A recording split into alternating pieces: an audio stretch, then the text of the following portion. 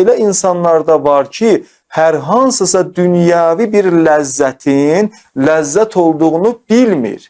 Baxın, diqqət edin, bilmir ki, məsələn, bir dənə dünyavi ləzzətdir, bu insanından xəbəri yoxdur. Əgər bilsə, xəbəri olsa, bəlkə elə hamıdan qabaq gedib o işi görər. Bilmədiyinə görə o işə yaxın getmir, o işə yaxın düşmür və belə bir insanı da iffətli insan adlandırmaq olmaz. Bəs yaxşı, iffətli insan kimdir?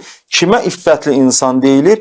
İffətli insan o şəxsə deyilir ki, bütün dünyavi ləzzətləri dadmaq şəraiti olduğu bir halda, yəni bunun qabağında heç bir maniyə, problem olmadığı halda eləyə bilər ki, bütün dünyavi ləzzətləri dadsın, amma buna baxmayaraq nə edir?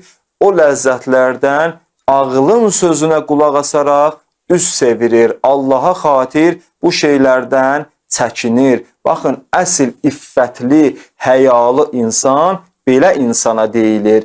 Əlində şərait olduğu halda günahlardan və dünyavi haram olan ləzzətlərdən çəkinən insana deyilir.